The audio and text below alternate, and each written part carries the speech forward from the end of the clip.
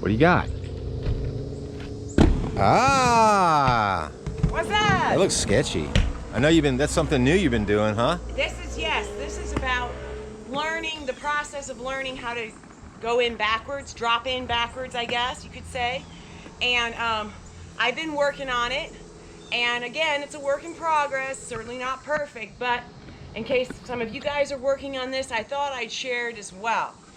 Obviously, you want to be really comfortable pumping, right? Jumping.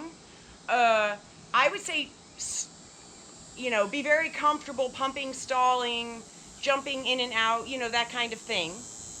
And then forward, but then maybe starting to do the backward. So the first step I did when I was first starting to do this was like standing on the coping. And if this seems sketchy to you, you might want to just work on like stalling and stuff like that first. But like just standing on the coping in like a squatty position, I turn to the left most naturally. So I'm turning my torso and head to the left. I'm going to keep my knees bent and go in, like pushing off, jumping in. But when I do it, I'm going to try to keep my body more like compressed rather than high. Like when I go in, I'm turning my head to the left. I'm kind of looking under, down, kind of keeping my butt down, and then I'm going to go in like that. So that's I think the first step is being really super comfortable with that. You know, do it on a ramp that's mellow, you know, wear your pads, wear whatever you need to wear, safety gear. Yeah, but I'm so scared just to even stand that way. What would you advise someone, to get into that position on the coping without, like, could you use the railing maybe up there on the You could, top? or you could like try to squat down like this. Okay. That might be a bit more stable. All right. You can squat down like you're gonna do shoot the duck and touch the coping, and then turn, bend, and go in. Oh, okay. See, it's a bit lower. Because I haven't tried this. So again, the lower you get, the more stable it's gonna be. It might take a bit more, you know, hip mobility or whatever, but it will be more stable. So once you get the hang of that, then you're gonna be rolling in. Like when you're rolling in, it's actually in some ways a little less balancy because you don't have to balance on the coping, but you have to kind of commit a little bit more to moving. So for that, I would start, because you're not, again, to clarify, when I went from the coping in, it's like a 180 in. When you're rolling, it's really more of just like a 90-degree turn in, because you arrive at it like this, right? Like sideways. From here, I only have to make a quarter turn to go in there.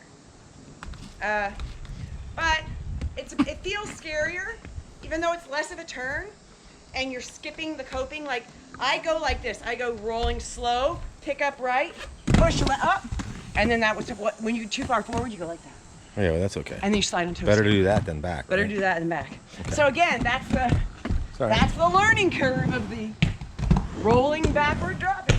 So now we'll try again. This way. Just trying to slow it down. I roll slowly, pick up right, left, and go in. Keeping the feet staggered. Smooth.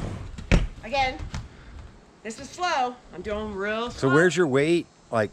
So my weight, forward. Better to be forward than back. Weight on left, pick up right, pick up left, go in. Okay. So it's like a weight sort of transfer from my left foot, right foot, left foot. But I mean, really it's more like left foot, both feet. But when I land in the ramp, remember staggered stance.